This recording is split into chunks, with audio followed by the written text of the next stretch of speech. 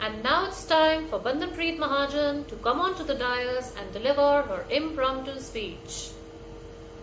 Oh my God, what will happen now? Will I be able to give it my best shot? My heart is actually pounding. These palpitations, all the sweat, oh my God. Yes, an impromptu speech can make even the bravest of souls go weak in their knees. Hello, I am Bandanpreet Mahajan, your communication and life skills coach and a youth skill mentor. Today I am here to share with you a few tips on how to deliver an effective impromptu speech, a speech which is made with little or no preparation at all. So how do we go about it? For one, jot down the main points on a piece of paper, and then you could probably use humor as an icebreaker. Actually, better still, just go ahead and crack a joke about yourself. It really works wonders, I tell you. Then I'm going to talk about a few mind maps and formats that you could probably use for different kinds of speeches. For example, the first format that I'm going to talk about is the CES format, wherein you could discuss the cause, C standing for cause, E standing for effect, and S standing for solution to a given problem.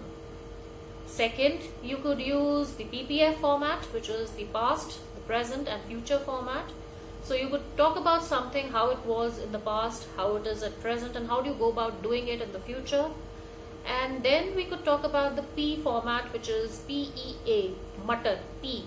The P format, which is about the pre-event, the event itself, and what happened after event. So P, pre-event, E, event, and A, after event. And now coming on to the most popular format, and that is the once upon a time format. Yes, you got that right. I'm talking about the storytelling format. Just narrate a story, an anecdote, and it will render a lot of credibility and authenticity to your content. Now, after having discussed all these mind maps, there are a few more valuable tips that I'd like to add on here.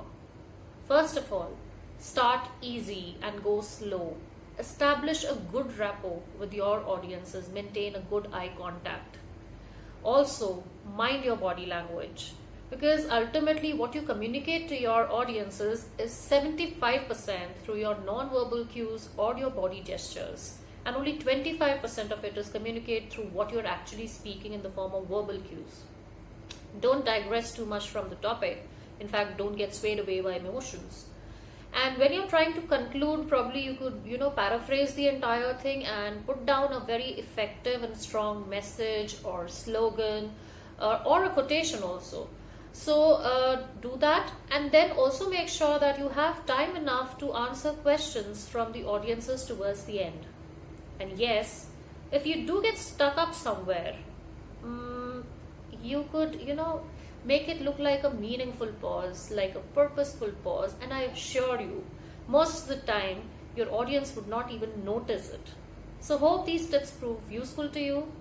Happy talking. All the best.